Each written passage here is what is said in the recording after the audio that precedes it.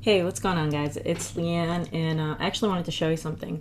I'm in my GetResponse account right now, and as I'm going through this, I just realized that this is something that you might want to do. I've gone back and forth between different autoresponders. I used to use aweber exclusively for several years. Then I started with GetResponse, was really unhappy with them at one point.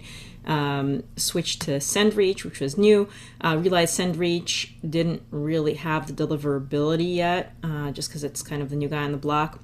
And then I was, doing both aweber and GetResponse, and I realized that GetResponse deliverability was phenomenal. Their customer service had improved dramatically since the last few years when I'd used them, and I find myself enjoying GetResponse. And this is email marketing. I don't know if you've got a list, if you're trying to build a list or anything like that, but when you're doing email marketing, you got to be in there every day, several times a day, sending emails, right, and getting to people's inboxes. So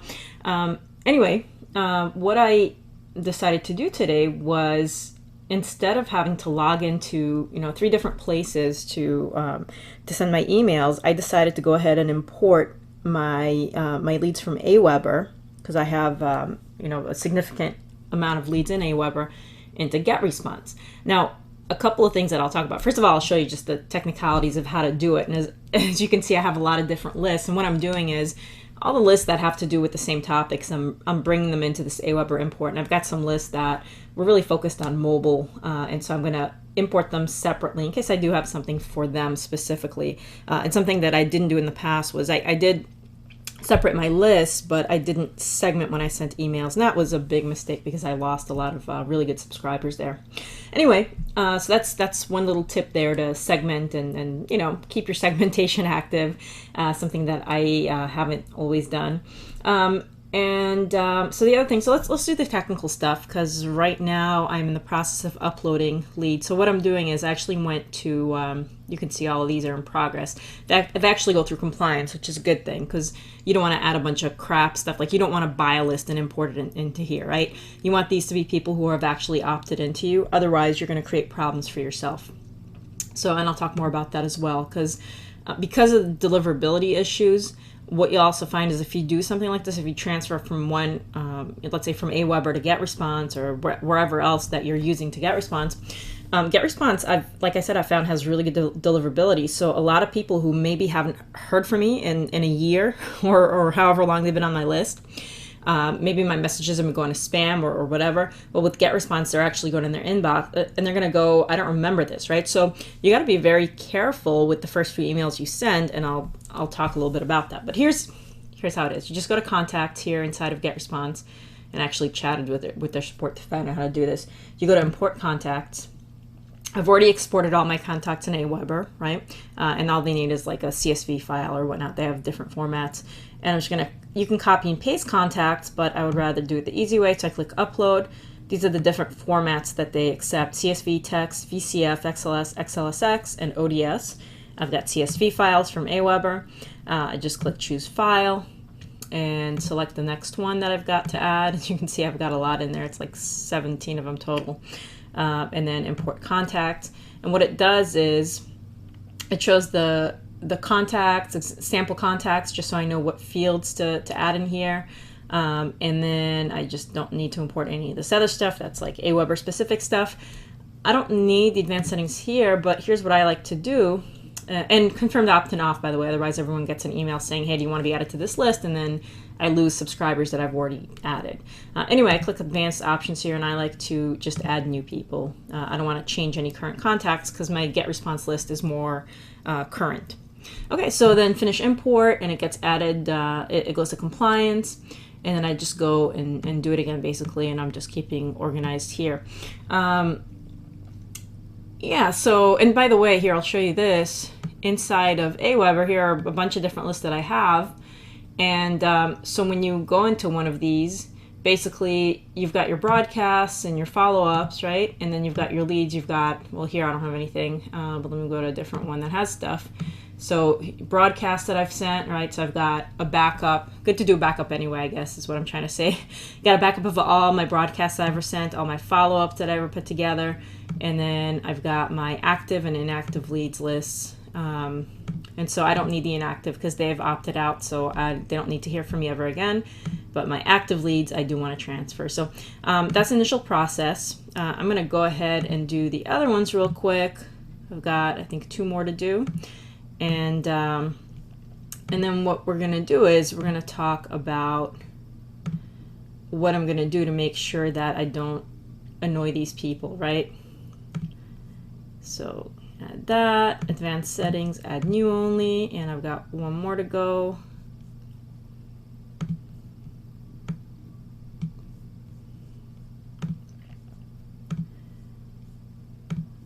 Boom, nice and quick, right? You do everything in bulk, right? Do everything at once and it happens really fast.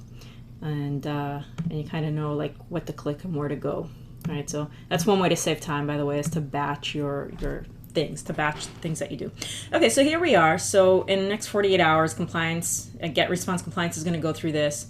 Maybe they'll ask me questions, maybe they won't. I don't know, because I've never imported like this before. But what's going to happen is that I'm going to have the ability to email these people, right? So my aweber import. And what am I going to send them? Because again, remember, some of these people haven't heard from me. And additionally, I have emailed things to them, bonuses and things like that, and made it very easy for them to switch over to my GetResponse account just by clicking on a link to get bonuses. And several people have done that, but not everybody, okay?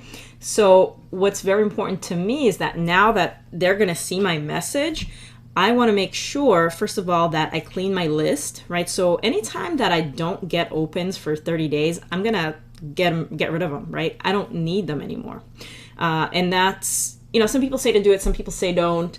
I had an experience where actually one of the best sales I made in high ticket sales was to a guy who had been on my list for a really long time, and my messages started going to spam. And so he finally, I think it was more than 30 days later, saw my message in spam, and he ended up, you know, he ended up working with me, which was really cool.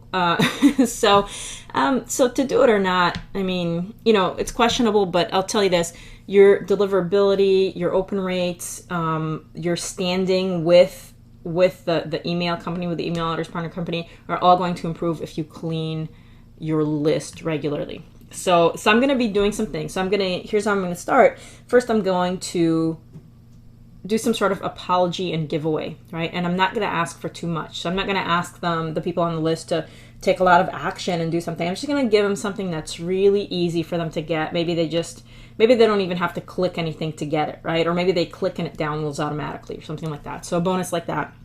And then I'm going to give a few more things throughout the week. I'm not going to annoy them too much. And then as I see who's opening, who's not, that's how I'm going to move forward and reactivate who I can and just, you know, basically get rid of who I can't so that I can maintain my high open rates and my good standing. So that's the plan. I've got a little bit more work to do here. But what's nice about this is that basically I'm saving myself a lot of work because now I don't need to log into aweber and GetResponse. I don't need to go into these different places.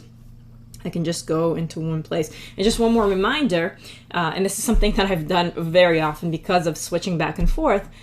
You want to remember to go into where you have forms on your different websites and to change, if you have an aweber form, right? If basically I'm transferring all my leads, I don't want to go into aweber again. So it's kind of silly for me to collect leads into aweber again, right? Does that make sense?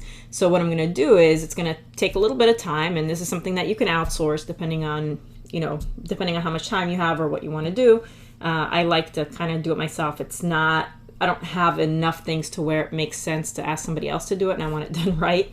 And that's, go with your philosophy on that. Some people will just get it outsourced right away. But I'm just going to go and check on my list, make sure that there's not, subscribers being added to aweber, that they're going right into GetResponse as applicable. And that is pretty much it. So hope that's helpful to you. And I haven't done a lot of these tips and tricks videos, so I hope you enjoy that. And if you do, leave a comment below. Let me know if that's helpful. All right. Talk to you guys soon.